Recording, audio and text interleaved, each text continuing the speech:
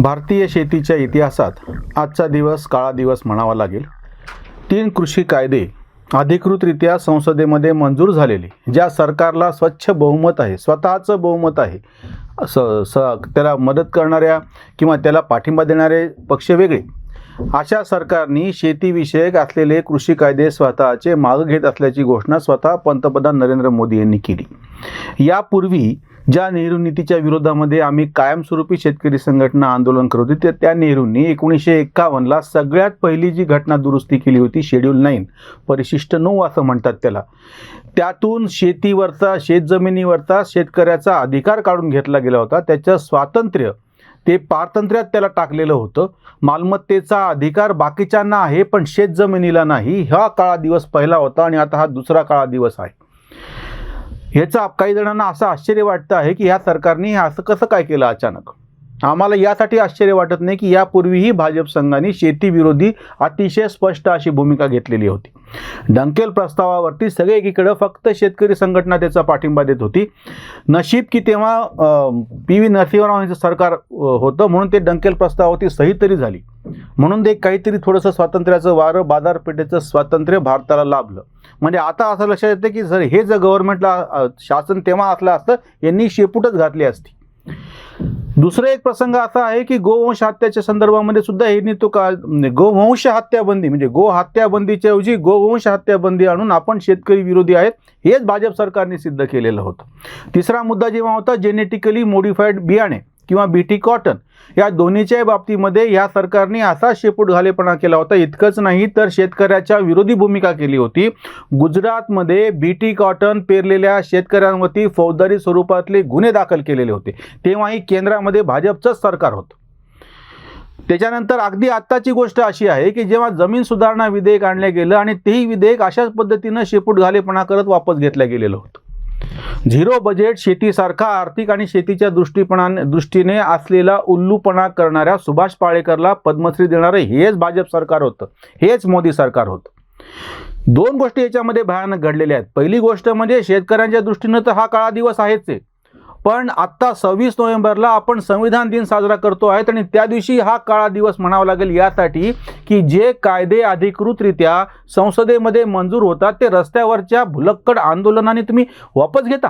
म्हणजे तुम्ही काय संदेश देता सर्वसामान्य लोकांना की जर तुम्हाला एखादं शासनाचा धोरण, एखादा कायदा मंजूर नसेल तर त्यासाठी निवडणूक लढवायची गरज नाही, सत्तेवर येण्याची गरज नाही, फक्त हुल्लडशाही करत तुम्ही रस्त्यावरती उतरा, हे सरकार शेपूट घालतं आणि तुमचं म्हणणं ऐकतं. सगळ्यात अजून महत्त्वाची गोष्ट अशी होती की वारंवार हे विचारले गेले होते की ह्या कायद्यांमध्ये त्रुटी काय आहेत. वैचारिक जी त्याच्यामध्ये चर्चा अपेक्षित होती ती कोणीही काही सांगितलेली नाही.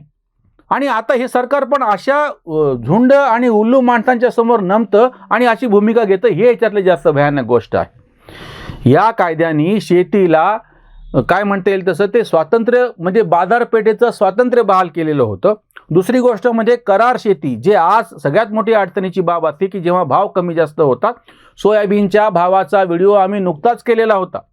जेव्हा प्रत्यक्ष भाव बाजारपेठेमध्ये जास्त आहेत आणि तुमच्या हमी भावाप्रमाणे कमी किंमत मिळते आहे असं प्रकरण समोर आलेलं होतं, तर करार शेती केल्याच्या नंतर तुम्हाला ठरलेल्या भावाप्रमाणे ती तुमचा शेतमाल विकता येईल आणि तुम्हाला ह्या सगळ्या बाजारपेठेतले जे खालीवर सगळं होत राहतं भाव, ह्याच्यापासून संरक्षण मिळेल आणि एक स्थिरता लाभेल. आणि तिसरं इसेन्शियल कमोडिटी ॲक्ट म्हणजे ज्याला आपण आवश्यक वस्तू कायदा, ज्याचं भाषांतर अतिशय चूक पद्धतीनं जीवनावश्यक वस्तू कायदा असं केलेलं होतं, त्याच्यामधून शेतमाल वगळणे, असे 3 हे कृषी कायदे होते. हे मागं घेता याचा अर्थ काय होतो की तुम्हाला शेतकऱ्यांना बाजारपेठेचं स्वातंत्र्य द्यायचं नाहीये. म्हणजे शेतकऱ्याची बाजारपेठ ही मातीमोल झाली पाहिजे आणि तो कच्चा माल बाकीच्या उद्योगांना मातीमोल भावाने मिळाला पाहिजे, जेणेकरून त्यांनी किती नफा कमवावा याच्यावरती काही बंधन नाहीये. पोल्ट्रीला जेव्हा सोयाबीन स्वस्त पाहिजे आहे तेव्हा ते त्यांचे अंडे किती स्वस्त देणार आहेत किंवा चिकन किती स्वस्त करणार आहेत याच्यावरती काही बोलायला तयार नाही. कुठलाही शेतमाल तुम्हाला वाटेल तितक्या पडलेल्या किमतीनं पाहिजे आहे, पण त्याच्यावर प्रक्रिया केल्याच्या नंतर त्याचे भाव काय ठरणार याच्यावरती कुठलंच सरकार बोलत नाही. 40 वर्षापूर्वी जेव्हा शेतकरी संघटनेनं शरद जोशींनी स्पष्टपणे सांगितलं होतं शेतकऱ्याचं मरण हे सरकारचं धोरण असा शब्द होता. काँग्रेस सरकारचं धोरण, जनता दल सरकारचं धोरण, संयुक्त आघाडी सरकारचं धोरण, असं काही विषय नव्हता किंवा भाजप सरकारचं धोरण सरकार कुठलंही असो, आणि तेच या सरकारने सिद्ध केलेलं आहे की आम्ही शेतकऱ्याच्या बाजूने नाहीत. बाकी कुठेही बाबतीत आम्ही कडक होऊ शकतो. 370 कलम आम्ही हटवू शकतो, इतक्या वर्षांपासून देशाचा असलेला प्रश्न. CA NRC बाबतीत आम्ही कडक भूमिका घेऊ शकतो. राम मंदिरच्या प्रश्नावरती रस्त्यावर उतरून आंदोलन करून कायदेशीर लढाई करून अतिशय कडकपणे भूमिका घेऊ शकतो. समान नागरी कायदा लागू करायचा तर शक्यता आहे लवकरात लवकर ते येईल. प्रत्येक गोष्ट आम्ही करू शकतो, पण शेतीचा विषय आला की आम्ही मात्र शेपूट घालतो आणि आम्ही पूर्णपणे माघार घेतो. याच सरकारने मी आधी उल्लेख केला त्याप्रमाणे जमीन सुधारणा विधेयक जेव्हा आणलं त्याच्या बाबतीमध्ये असंच घुमजा केलं, तर युटर्न घेतला होता मागच्या वेळेस, आणि आता या कृषी कायद्याच्या बाबतीमध्ये घेतलेला आहे. म्हणजे तुम्हाला सर्वसामान्य शेतकऱ्याला जो काही फायदा मिळू पाहतो आहे बाजारपेठेचा, तो मिळू द्यायचा नाही. बाकीच्या सगळ्या ठिकाणी खुली व्यवस्था आलेली आहे. आणि आत्ताच अगदी जेव्हा एसटीचा संप चालू आहे आणि एसटीच्या खाजगीकरणाच्या आता चर्चा सुरू झालेली आहे. एसटीची मालमत्ता किती आहे, एसटीचे काय नफा देणारे त्याचे मार्ग कुठले आहेत, सगळी चर्चा चालू आहे.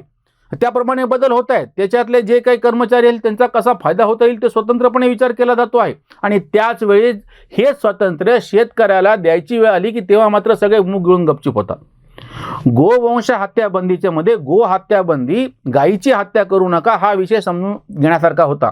पण गोवंश म्हणल्यानंतर गोरे असो किंवा बैल असो, जे डंगरे झाल्याच्या नंतर शेतीला कामाला येत नाहीत आणि तो शेतकऱ्याच्या वरती बोजा होऊन बसतो. गोवंश हत्याबंदी आल्याच्या नंतर सरकारने मानवरती करून सांगितलं होतं की आम्ही गोशाळा उघडूत. माझं तुम्हा ऐकणाऱ्या सगळ्या प्रेक्षकांना आव्हान आहे, तुमच्या आजूबाजूला किती गोशाळा आहेत आणि त्या ठिकाणी किती जनावरं सांभाळलेत तुम्ही बघा. गो हत्या बंदीच्या संदर्भामध्ये कोणी काहीही शंका काढलेली नव्हती. अगदी बाबरापासूनची गोष्ट आहे. हिंदूंसाठी गाय ही पवित्र आहे, तिच्या बाबतीतल्या भावना आपण समजून घेऊ शकत होतो. पण गो हत्याबंदीला गोवंश हत्याबंदी कशामुळे करण्यात आलं? म्हणजे तुम्हाला शेतकऱ्याच्या विरोधातला धोरण राबवायचं आहे, त्यावेळेस मात्र सगळे एकत्र होतात. डंकेल प्रस्तावाच्या वेळेस जी चर्चा होती, स्वदेशी जागरण मंच या संघवाल्यांनी काढलेला होता. दत्तोपंत ठेंगडी त्याचे सर्वेसर्वा होते.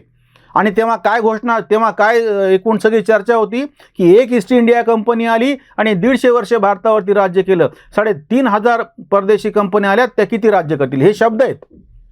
म्हणजे तुम्ही तेव्हा स्वदेशीच्या नावाखाली म्हणून तुम्ही तेव्हा जागतिक व्यापाराच्या विरोधात होतात.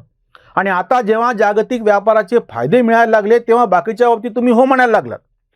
जेनेटिकली मॉडिफाईड GM ही जी सगळे पिकं आहेत त्यांच्या संदर्भामध्ये अशीच अशास्त्रीय भूमिका संघ भाजपने घेतलेली होती.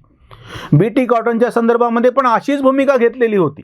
आणि प्रत्येक वेळी काळाने हे सिद्ध झालं. जसं BT कॉटनच्या बाबतीमध्ये BTचा वापर झाल्याच्या नंतर आज 90 ते 95% कापूस हा फक्त BTचा आहे. एकेकाळ कापूस आयात करणारा भारत हा आता जगातला 1 नंबरचा निर्यातदार कापसाचा बनलाय, तो BT कॉटनमुळे. आणि हे विरोध कशासाठी करत होते, ते कसं विरोधात आहे आणि त्याच्यामुळे कसे आजार होऊ शकतात, कुठलाही शास्त्रीय आधार न देता. आताही जेव्हा सार्वभौम अशा संसदेने एखादा कायदा केल्याच्या नंतर त्याच्या विरोधामध्ये रस्त्यावरती उतरून हुल्लडबाजी करणारे आणि आडमुटपणा, सगळ्यात महत्त्वाची गोष्ट अशी होती की जे तुम्ही 100 दिवसामध्ये CAच्या विरोधातलं आंदोलन मोडून काढलं आणि आता 365 दिवस होत आहेत तुम्ही या शेतकरी आंदोलनाला हात नाही लावू शकले. म्हणजे ह्याचा अर्थ असा, सरकार मोडू शकत होतं. आता सिद्ध काय झालेलं आहे की एका अर्थाने म्हणजे पडद्याच्या आडून ह्या सरकारचा ह्या आडमुटपणाला फायदाच म्हणजे पाठिंबाच होता असं म्हणावं लागेल. असा आरोप अपरिहार्यपणे आता करावा लागेल. जेव्हा हे इतक्या लांबत गेलं त्यावेळेसच गोष्ट, आणि अगदी सर्वोच्च न्यायालयाने पण विचारलेलं होतं, कायदा आणि सुव्यवस्था ही पूर्णपणे राज्याच्या अखत्यारीतली गोष्ट आहे. त्या राज्य सरकारनी किंवा हस्तक्षेप करून केंद्र सरकारनी तातडीनं रस्ता अडवून बसणारा हा आडमुटपणा लोकांचा पूर्णपणे मोडीत काढायला हवा होता. प्रत्यक्ष आंदोलनातले विषय, प्रत्यक्ष शेतकऱ्याचा विषय नंतरचा मुद्दा आहे. जो ताटपणा तुम्हाला CAच्या बाबतीमध्ये दाखवता आला आणि 100 दिवसामध्ये हे आंदोलन गुंडाळता आलं, कोरोनाचं सुरू व्हायचं निमित्त करून, आणि प्रत्यक्ष कोरोना काळात मात्र ही झुंडशाही चालू ठेवल्या गेली. अजून एक याच्यात अतिशय म्हणजे घटनाबाह्य म्हणा किंवा कायद्याच्या विरोधातला प्रकार स्वतः शासनानेच केलेला आहे. हरियाणामध्ये 300-350च्या विरुद्ध शेतकऱ्यांच्या 300-350 शेतकऱ्यांच्या विरोधात FIR दाखल केले गेलेले होते आणि हे FIR हरियाणाच्या भाजपच्या सरकारने वापस घेतले. म्हणजे हे जे शेपूट घालेपणा आहे हे सिद्धच हे करत आहे की तुम्हाला शेतकऱ्यांच्या बाजूनं काही करायचं नाहीये. तुम्ही फक्त आव आणला. बाकीच्या प्रश्नांच्या बाबतीमध्ये अतिशय कडक अशी भूमिका घेणारी आणि स्वतःची लोहपुरुष असलेली प्रतिमा उभी करणारे मोदी शेतकऱ्यांच्या प्रश्नावरती मात्र अतिशय शेपूट घाले निघाले. त्याचं तीव्रपणे म्हणावं लागतं. या सरकारचा तीव्रपणे निषेध आहे. उशक्कल होता होता काळ रात्र झाली, अरे पुन्हा आयुष्याच्या पेटवा मशाली, हे जे सुरेश भटांचं गाणं आहे सामना चित्रपटातलं, आता शेतकऱ्यांच्या बाबतीमध्ये असं म्हणावं लागेल की उशक्काल होता होता काळ रात्र झाली, कुणब्यांनो आयुष्याच्या पेटवा मशाली.